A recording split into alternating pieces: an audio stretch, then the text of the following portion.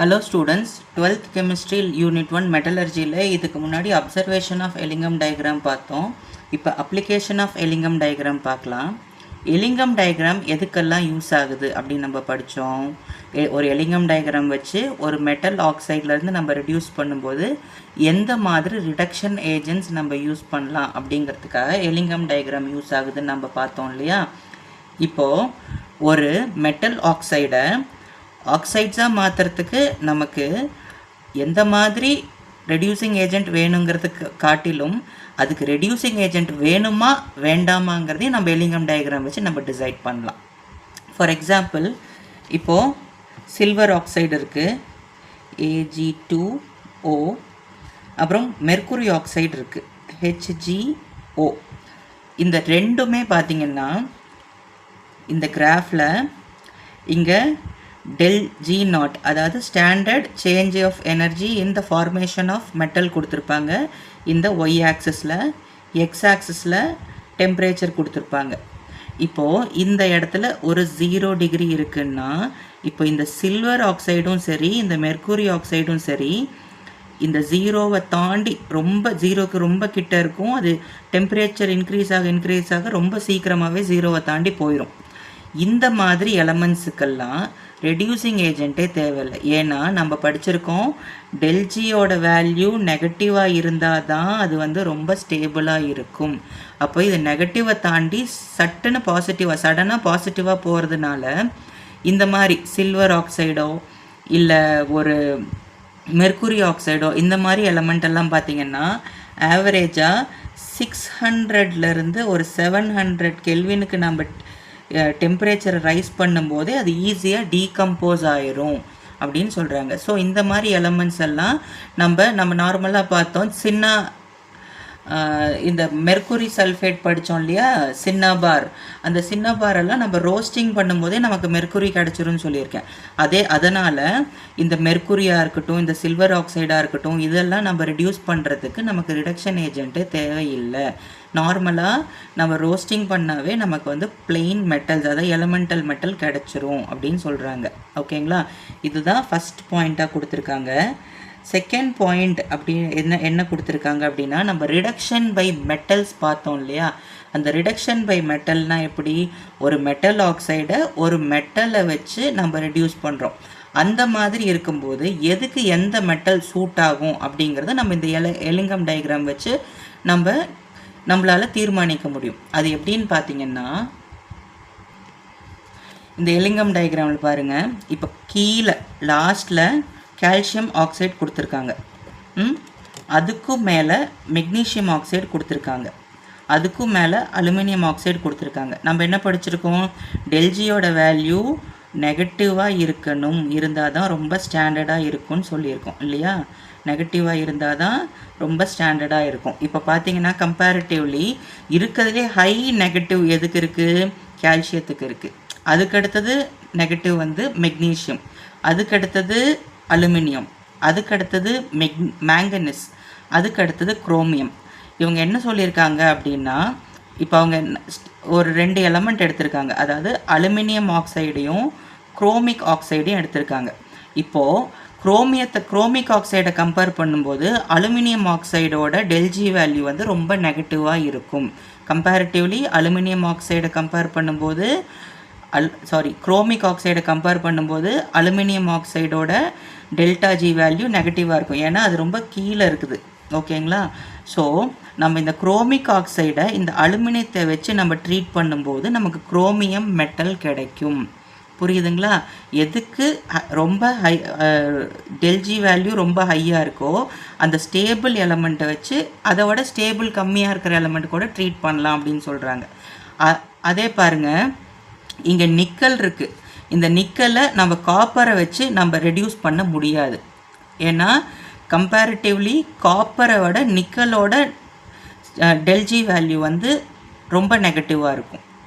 ஆனால் காப்பரை நிக்கலை வச்சு நம்மளால் ரெடியூஸ் பண்ண முடியும். புரியுதுங்களா? இப்போது இந்த கால்சியம் தான் இருக்கிறதுலே ரொம்ப ஸ்ட்ராங்கஸ்ட்டுன்னு சொன்னேன். இந்த கால்சியத்தை வச்சு நம்ம மெக்னீஷியத்தை ரெடியூஸ் பண்ணலாம், அலுமினியத்தை ரெடியூஸ் பண்ணலாம், மேங்கனஸை ரெடியூஸ் பண்ணலாம், குரோமியத்தை ரெடியூஸ் பண்ணலாம், ஜிங்க் ரெடியூஸ் பண்ணலாம், ஃபெரஸ் ரெடியூஸ் பண்ணலாம், நிக்கல், காப்பரு இது எல்லாத்தையுமே ரெடியூஸ் பண்ணலாம். ஆனால் இதுக்கு இப்போது அலுமினியத்தை வச்சு மெக்னீஷியத்தை ரெடியூஸ் பண்ண முடியுமான்னு கேட்டிங்கன்னா பண்ண முடியாது. ஏன்னா மெக்னீஷியத்தை கம்பேர் பண்ணும்போது அலுமினியம் வந்து லெஸ் ஸ்டேபிள். அதோட டெல்ஜி வேல்யூவும் மெக்னீஷியத்தோட டெல்ஜி வேல்யூவும் கம்பேர் பண்ணிங்கன்னா உங்களுக்கு மெக்னீஷியத்துக்கு தான் டெல்ஜி வேல்யூ ஹையர் நெகட்டிவாக இருக்கும். ஸோ மெக்னீஷியம் தான் ஸ்டாண்டர்டாக இருக்கும்.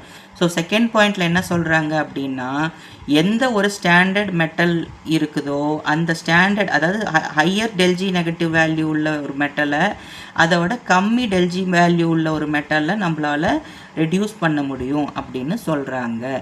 இதே தேர்ட் பாயிண்ட் என்ன சொல்கிறாங்க அப்படின்னு பார்த்தீங்கன்னா, இப்போ இந்த கார்பன் மோனாக்சைடு இருக்கு இல்லையா, இது மட்டும் பார்த்தீங்கன்னா நிறைய எலமெண்ட் கூட நடுவில் இன்டர்செப்ட் பண்ணிக்கிட்டே வரும். ஏன்னா கார்பன் மோனாக்சைடோட டெல்ஜி வேல்யூ வந்து பாசிட்டிவ்லேருந்து நெகட்டிவ் ஆகிட்டே போகும். மற்ற எலமெண்டெல்லாம் பார்த்தீங்கன்னா நெகட்டிவ்லேருந்து பாசிட்டிவ் ஆகிட்டு போகும். கார்பன் மோனாக்சைடு மட்டும்தான் பாசிட்டிவ்லேருந்து நெகட்டிவ் ஆகிட்டு வரும்.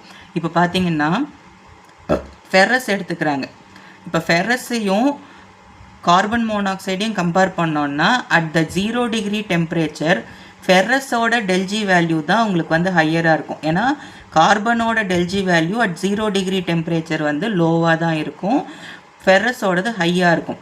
இதே ஒரு 2000 கெல்வினுக்கு மேலே போயிடுச்சு அப்படின்னா, அதாவது 1000 கெல்வினுக்கு மேலே போயிடுச்சு அப்படின்னா இங்கே கார்பன் மோனாக்சைடோட டெல்ஜி வேல்யூ பாருங்கள் அப்படியே டிக்ரீஸ் ஆகிட்டே வருதா. ஆனால் ஃபெரஸோட வேல்யூ அந்த 1000, இந்த இன்டர்செப்ட் வந்து 1000 டிகிரி சென்டிகிரேடுன்னு வச்சுக்கலாம், 1000 கெல்வின்னு வச்சுக்கலாம்.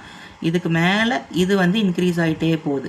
அப்போது அட் இனிஷியல் ஸ்டேஜில் என்ன தான் கார்பனை விட ஃபெரஸ் வந்து ஹையர் டெல்ஜி வேல்யூவாக இருந்தாலும் அட் எலவேட்டட் டெம்பரேச்சர் ஒரு 1000 கெல்வினுக்கு மேலே கார்பன் மோனாக்சைடு வச்சு நம்மளால் ஃபெரஸை ரெடியூஸ் பண்ண முடியும். இது மட்டும் இன்டர்செப்ட் ஆகுமா அப்படியெல்லாம் கிடையாது. இங்கே பாருங்கள், இந்த மெக்னீஷியமும் அலுமினியமும் ஒரு செர்டைன் பொசிஷனில் நமக்கு இன்டர்செப்ட் ஆகுதா. அப்போது அலுமினியத்தை வச்சு மெக்னீஷியத்தை நம்மளால் ரெடியூஸ் பண்ண முடியாது. மெக்னீஷியத்தை வச்சு அலுமினியத்தை ரெடியூஸ் பண்ணலாம். ஆனால் ஒரு செர்டைன் டெம்பரேச்சருக்கு மேலே அலுமினியத்தை வச்சு நம்ம மெக்னீஷியத்தையும் ரெடியூஸ் பண்ணிக்கலாம். இதுதான் செகண்ட் பாயிண்ட்.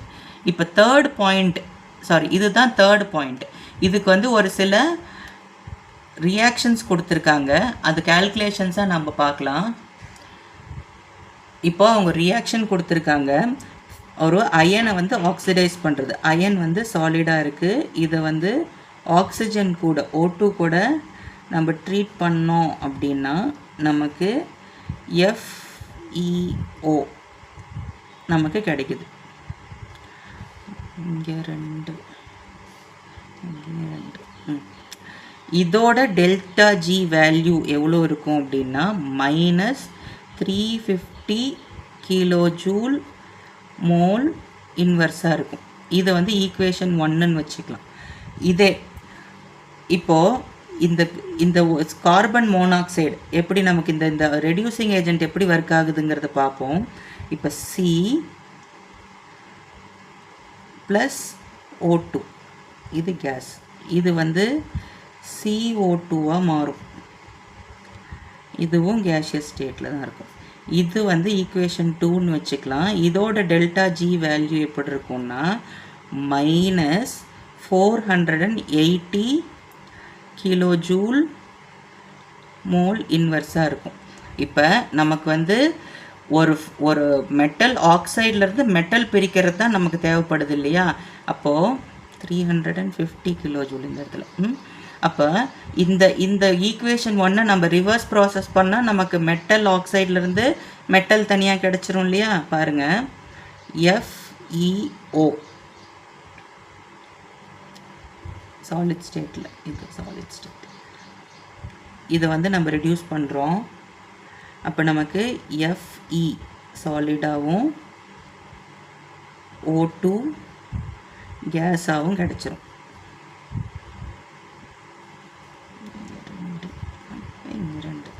இதை வந்து ஈக்குவேஷன் 3ன்னு வச்சுக்கலாம்.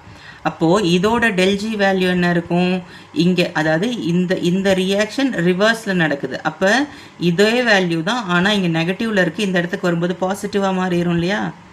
டெல்ஜியோட வேல்யூ ப்ளஸ் 350 கிலோஜூல் மோல் இன்வர்ஸாக இருக்குமா. இப்போது இந்த இப்போது செகண்ட் ஈக்குவேஷனையும் தேர்ட் ஈக்குவேஷனையும் நம்ம கம்பேர் பண்ண போகிறோம். அதாவது கப்பலாக எடுத்து கம்பேர் பண்ண போகிறோம். இப்போ இது ரெண்டையும் கம்பேர் பண்ணோம் அப்படின்னா இங்கே பாருங்கள், நம்ம சிம்பிள் ஈக்குவேஷன் சால்வ் பண்ணுறது தான். O2 போயிடும். அப்போ பாருங்கள், 2 mole of C plus FeO, 2 மோலா FeO இருக்குது. இங்கே நமக்கு 2 மோல் CO2 கிடைக்குது, ப்ளஸ் 2 மோல் Fe சாலிடில் கிடைக்குது. நம்ம ஜென்ரலாக மேக்ஸில் ஈக்குவேஷன் பண்ணுவோம்ல, அதுதான். இந்த O2 கேன்சல் ஆயிடும். அப்போது இதோட டெல்டா வேல்யூ எப்படி இருக்கும் அப்படின்னு பார்த்தீங்கன்னா, அப்போது இதையும் இந்த -480யும் இந்த -350யும் நம்ம கேன்சல் பண்ணோம் அப்படின்னா, -130 கிலோஜூல் மோல் இன்வர்ஸ் வருமா. 350 480 -350 130. இப்போது நமக்கு 2 மோல் ஆஃப் ஃபெரஸ் ஃபார்ம் ஆகிறதுக்கு நமக்கு -130 கிலோஜூல் ஆயிருக்கு. அப்போ 1 மோல் ஃபார்மேஷனுக்கு நமக்கு என்ன கிடச்சிருக்கும், 65 -65 கிலோஜூல் மோல் இன்வர்ஸ். ஸோ இப்படி தான் இந்த எலிங்கம் டயக்ராமை யூஸ் பண்ணி நம்ம ஸ்டாண்டர்ட் ஃப்ரீ எனர்ஜி வந்து கால்குலேட் பண்ணுறோம். எவ்வளோ டெம்பரேச்சர் வேணும், எந்த மாதிரியான ஆக்சிடேஷன் ரெடியூசிங் ஏஜென்ட் வேணும், ரெடியூசிங் ஏஜென்ட் வேணுமா வேண்டாமா, அது எல்லாத்தையுமே நம்ம கால்குலேட் பண்ணலாம். ஓகேங்களா. தேங்க்யூ.